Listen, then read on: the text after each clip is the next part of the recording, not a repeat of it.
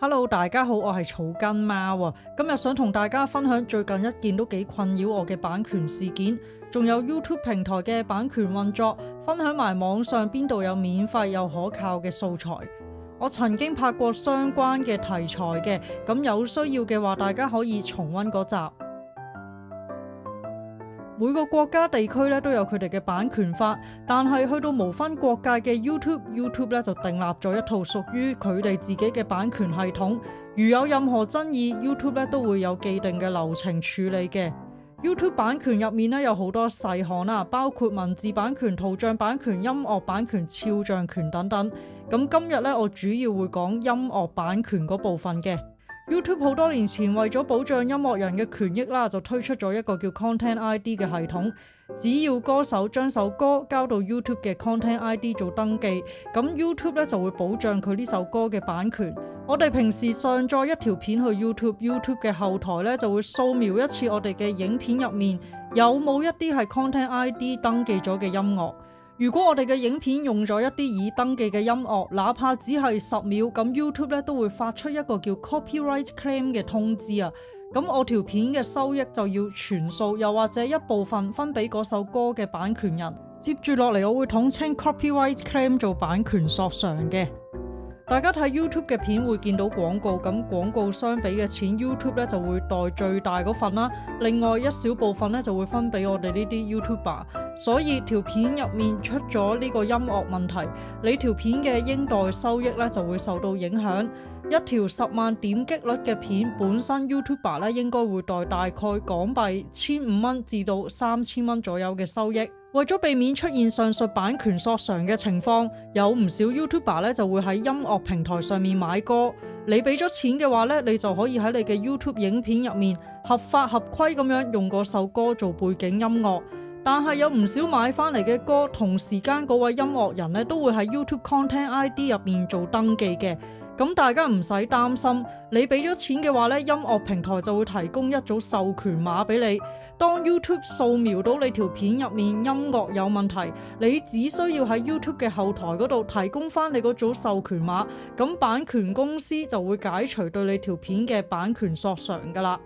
我之前都係喺 PremiumBeat.com 同埋 Adobe Stock 呢兩個平台嗰度買音樂嘅，亦都遇過好多次買咗嘅音樂收到版權索償啦。咁通常我提供完授權碼之後，版權公司喺幾個鐘頭內就會釋放對我嘅版權索償。值得一提就係 YouTuber 作出上訴之後，版權公司30日內唔做任何操作，版權索償咧就會自動解除嘅。喺呢30日內嘅收益 YouTube 咧就會俾翻嗰位 YouTuber。根據 YouTube 嘅機制，版權擁有人咧係有好大嘅權力，可以要求條影片下架嘅。好啦，入正題，咁我喺 Adobe 嗰度就訂閱咗1年，呢1年每個月嘅月費咧就係228蚊港幣嘅，平均每個月可以下載10首歌，又或者10張圖。根據 Adobe 嘅使用條款，所有 Adobe Stock 嘅音樂只要喺 YouTube 後台嗰度提供個授權碼，版權公司就會解除版權索償嘅。但係最近有一首歌，即使我提供咗授權碼，都繼續俾版權公司認為我侵犯版權，要瓜分我嘅收益啊！咁呢首歌呢，就係叫做 My Sunshine。喺今年6月13號，我某條片因為用咗 My Sunshine 而收到版權索償。我如常咁樣喺後台嗰度提供翻授權碼啦。好奇怪，版權公司呢就一直冇解除對我嘅版權索償啦。但係呢，嗰首歌我係有俾錢買噶嘛，有授權碼噶嘛，咁所以呢，我本身就唔擔心嘅。我諗住版權公司30日內唔回覆嘅話呢，系統就會自動解除版權索償啦。點知喺距離30日之前嗰1-2日，我竟然收到通知 Dispute Rejected， 版權公司對我嘅版權索償仍然有效啊！當下我真係晴天霹靂啦！我從來冇遇過版權人咧係會拒絕我嘅授權碼，而且我好肯定咧我提交嘅授權碼係冇錯嘅。我喺 Adobe 買嗰首歌叫 My Sunshine， YouTube 顯示 Content ID 拎咗版權保護嗰首歌叫做 CCAK Moonshine Man A。Adobe 顯示嘅歌名同 YouTube 已登記嘅歌名有出入都唔奇嘅，好多時都會遇到呢個情況。但係依家咧授權碼被拒絕，莫非 Adobe 嗰首 My Sunshine 侵犯咗 CCAK Moonshine Man A 嘅版權？兩首歌係咪完全兩個唔同嘅歌手呢？於是咧我就花咗好多時間去追查到底。首先就係要揾出呢首歌嘅相關持份者同埋佢哋嘅聯絡方法。咁 YouTube 後台顯示版權歌手叫 Tom Nichols， 首歌嘅發行公司叫 Storekeepers， 向我發出首次版權索償嘅公司叫 F Publishing， 拒絕我嘅授權碼嗰間公司叫 KOMCA 韓國音樂著作權協會。可能大家聽到呢度咧都頭暈啦，點解咁多間公司呢？咁因為一首歌嘅版權真係太複雜啦，太多持份者啊。最重要咧就梗係要揾 Adobe Store 了解究竟點解個授權碼俾人拒絕咗啦。同時間咧我都有聯絡埋 YouTube 嘅版權部嘅。我準備咗一封電郵，咁內容大概就係講今次出事嘅音樂我係喺 Adobe 嗰度買啦，收到版權索償嘅時間表。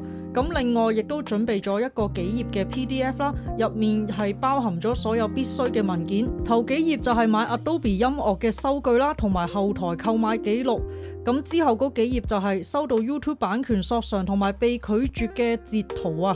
同時間咧我都揾下有冇電話可以打啦。咁俾我揾到 Adobe 咧係有一個香港廣東話熱線啦。咁 Adobe 嘅客服就喺電話嗰度講話已經收到我嘅電郵，會盡快回覆。令你最意想不到嘅就係喺咁多相關人士入面，覆得最快嘅呢就係 YouTube 啊。YouTube 明確講明唔會調解版權糾紛，直接就俾咗版權人嘅電郵我，叫我自行聯絡。咁呢個時候我先發現原來相關嘅版權公司仲有一間印尼公司啊，真係人都癲啊，咁多唔同公司。咁另外嗰兩間公司呢，我已經發咗電郵啦，咁所以我只需要額外揾印尼公司。咁 YouTube 俾我嘅印尼公司電郵唔知點解又 send 唔到電郵啦。咁總之最後呢，我上網揾咗聯絡方法，好在呢間印尼公司係有 WhatsApp 嘅。第二日我就收到電郵嘅通知，印尼公司解除咗對我首歌嘅版權索償啦。我終於放下心頭大石啦。但係仲有一個問題未解決啊，究竟當初點解我提交授權碼竟然被版權公司拒絕呢？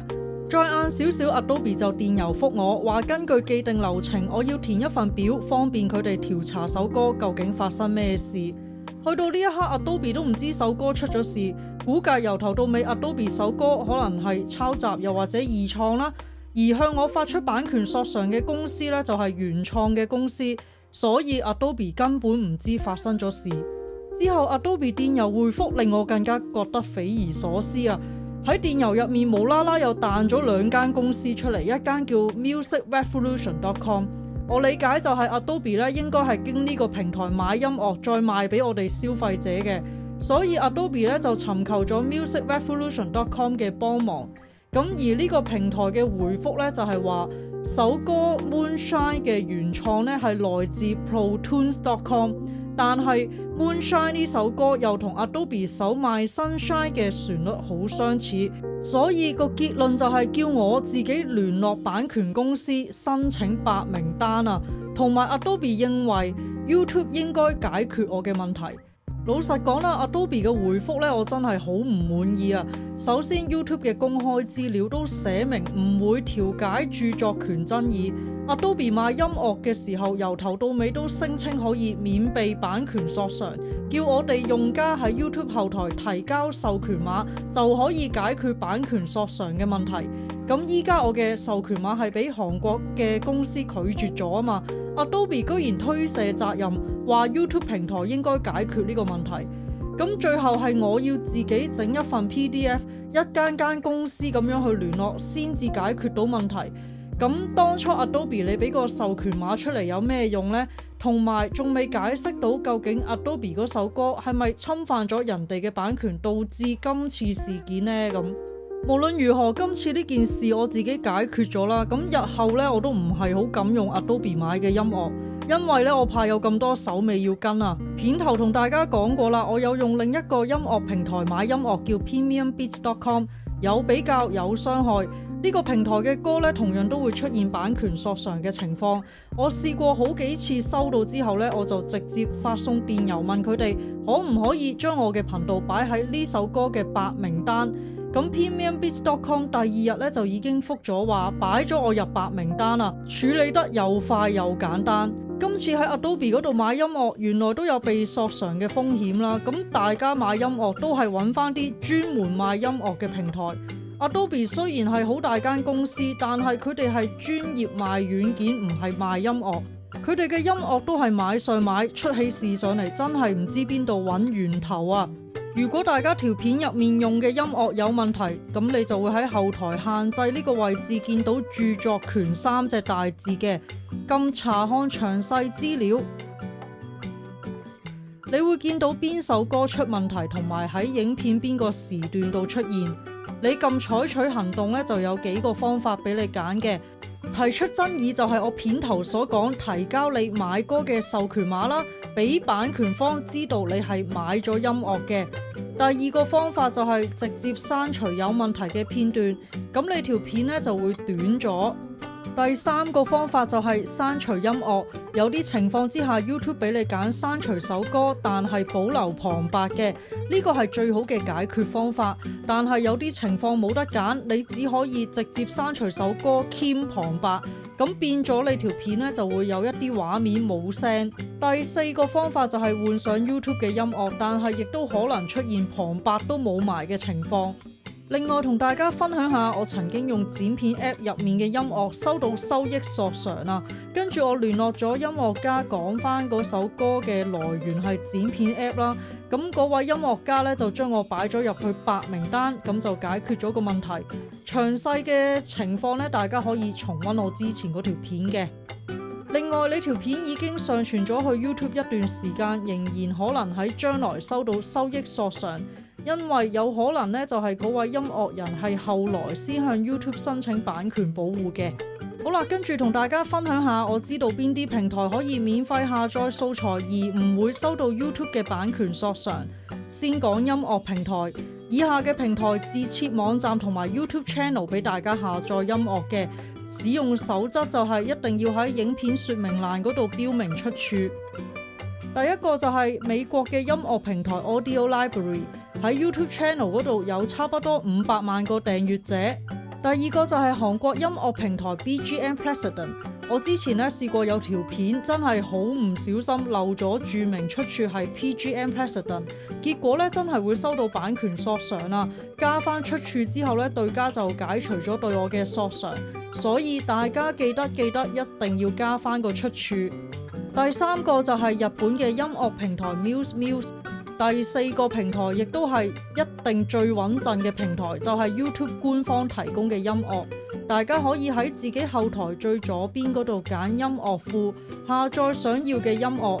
咁 YouTube 亦都會定期更新音樂庫嘅，相信總有一首啱你嘅風格。至於免費相片同埋免費影片，我自己用開 Pixels.com 同埋 Pixabay.com。大家只需要好似 Google 搜尋咁樣喺呢兩個網站上面打關鍵字，就可以揾到想要嘅素材。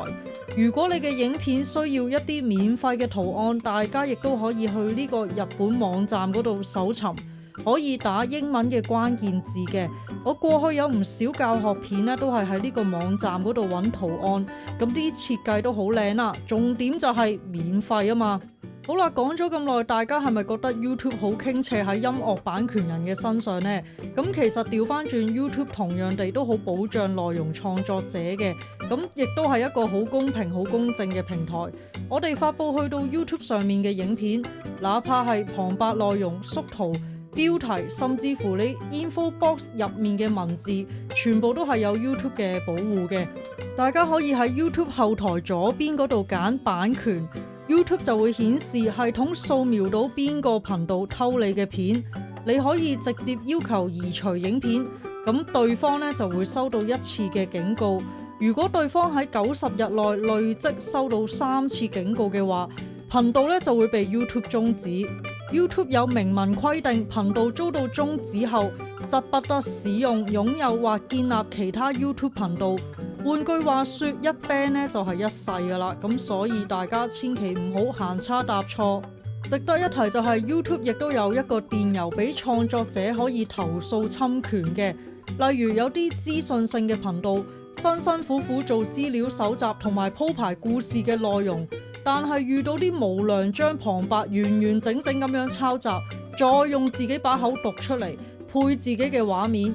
咁其實呢種行為咧 YouTube 都會判侵權嘅，咁大家係可以同 YouTube 投訴。另外，影片嘅標題 info box 嘅文字都係屬於文字原創嘅一種。如果有人蠢到係直接複製貼上唔識 edit 嘅話，咁你係可以同 YouTube 投訴你嘅標題又或者你嘅 info box 文字遭到侵權啦。